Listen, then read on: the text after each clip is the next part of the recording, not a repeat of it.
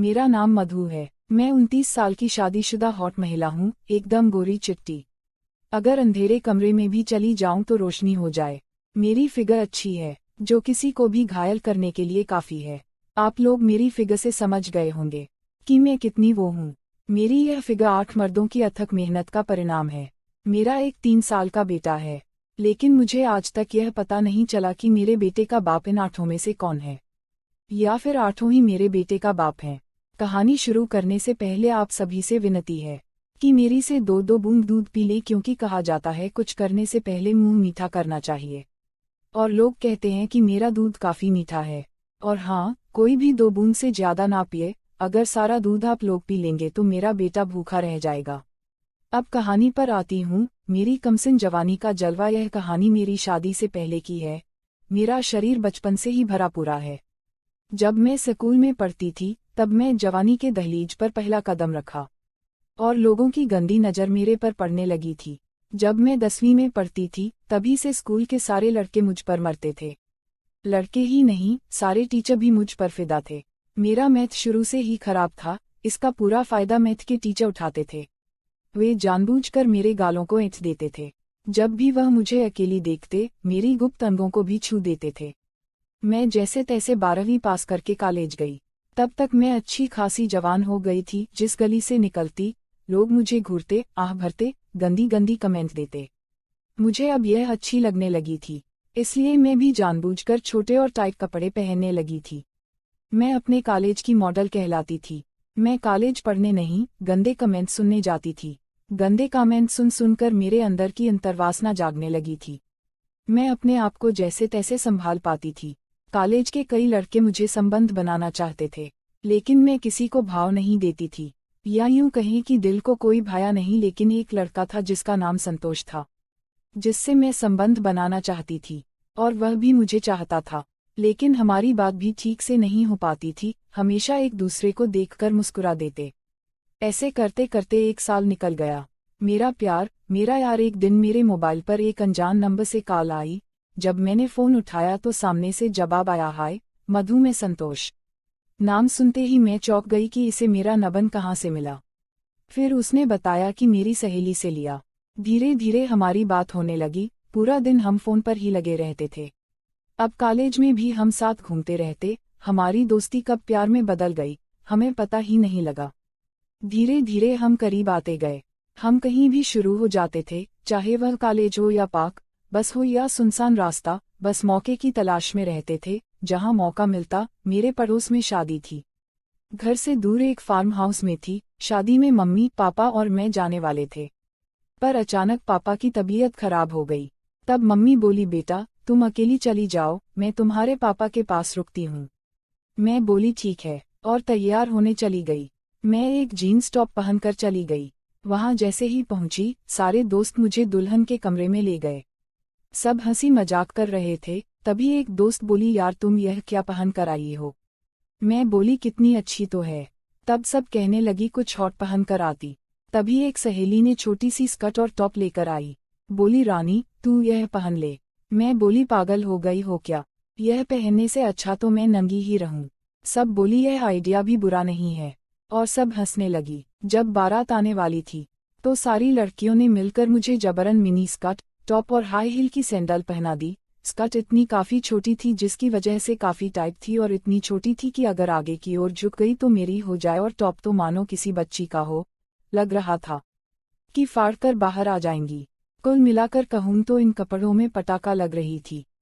Party में कहीं भी जाती, सब मुझे वहां खा जाने वाली नजरों से देख रहे थे। ऐसा लग रहा था कि सब मिलकर मेरा रेप ना कर दें। मैं सबकी नजरों से बचते बचाते एक साइड हो गई। तभी एक पड़ोस के अंकल मेरे पास आए और बोले, बेटा कोई परेशानी है?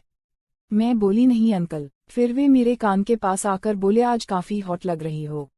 मैं यह बात सुनकर अवाक रह गई कि ये मेरे पापा के दोस्त हैं और ऐसी बातें कर रहे हैं। अंकल जाते जाते मेरी दबाकर चले गए। अंकल के दबाने से मैं गर्म सी हो गई थी।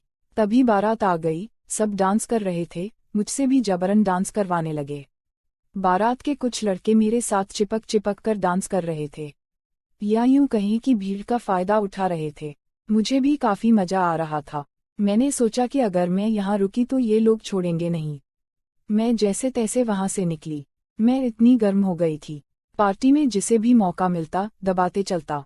मैंने सोचा कि खाना खाकर सो जाती हूँ, नहीं तो आज बच नहीं पाऊंगी। मैं खाना खाने जैसे ही गई तो मेरी नज़र संतोष पर पड़ी। उसने भी मुझे देखा और खुशी से भागते हुए मेरे पास आया और बोला तुम भी आई हो, और मुझे गले से लगा ली और बोला यार आज तो क़यामत ढा रही हो। मैं बोली अच्छी नहीं लग रही हूँ क्या? संतोष बोला बम लग रही हो। फिर संतोष बोला चलो घूम कर आते हैं। मैं बोली इतनी रात को कहाँ जाएंगे?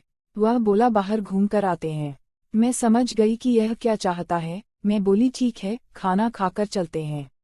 वह बोला आकर खा लेंगे, और हम बाहर निकल गए। खुली सड़क पर खेल शुरू कर दिया। थोड़ी दूर चलने पर एकदम सुनसान जगह मिलते ही मुझ पर टूट पड़ा। मैं बोली यह क्या कर रहे हो? वह मेरी बात को अनसुना करते हुए वह बोला जान तुम टेंशन मत लो, आज हम सुहागरात मनाएंगे। मैं बोली कुछ समझी नहीं कि तुम क्या कह रहे हो। वह बोला यार बस तुम पार्टी के पीछे वाले कमरे के पास पहुंचो सब समझ जाओगी।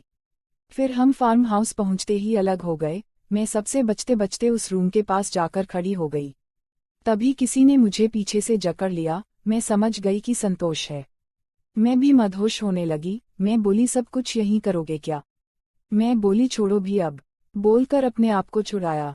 जैसे ही मैं पीछे मुड़ी तो देखते ही मेरे पैरों तले की जमीन खिसक गई, क्योंकि वह संतोष नहीं था, वो अंकल थे। मैं तो शर्म से एकदम लाल हो गई थी। मैं गुस्से में बोली अंकल यह क्या कर रहे थे? आपको शर्म नहीं आती? मैं आपकी बेटी जैसी हूँ।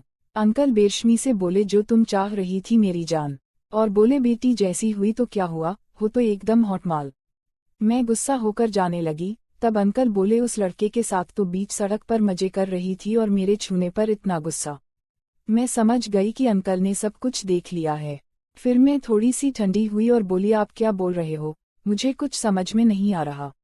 अंकल बोले ठीक है रहने दो, मैं तुम्हारे पापा को समझा दूंगा।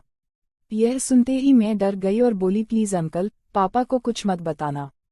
इस पर अंकल बोले ठीक है नहीं बोलूंगा, पर तुम्हें मेरी एक बात माननी पड़ेगी। मैं बोली ठीक है पर करना क्या होगा? अंकल बोले जो तुम उस लड़के के साथ करने वाली थी वह अब मेरे साथ कर लो। मैं बोली आप क्या बोल रहे हो, मैं समझी नहीं। ताकि बेशर्मी से बोले मैं तुम्हें चाहता हूँ। मैं बोली अंकल आप यह क्या बोल रहे हो, मैं यह नहीं कर सकती। यह बोलकर मैं जाने लगी। तब अंकल बोले ठीक है जाओ, मैं तुम्हारे पापा से बात कर लूँगा। मैं यह सुनकर फिर से डर गई और बोली प्लीज अंकल ऐसा मत करो। वे बोले कभी नहीं बोलूँगा, बस एक बार मुझे अपनी, इसके बाद मैं कभी तेरे रास्ते में नहीं आऊँगा। बस एक बार। मैं ना चाहते हुए भी मान गई और बोली अंकल मुझे यह ठीक नहीं लग रहा है।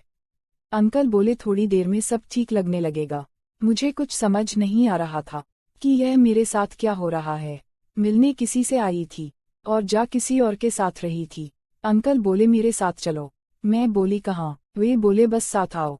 मैं अंकल के पीछे पीछे चल दी। हम एक कमरे के आगे जाकर खड़े हो गए।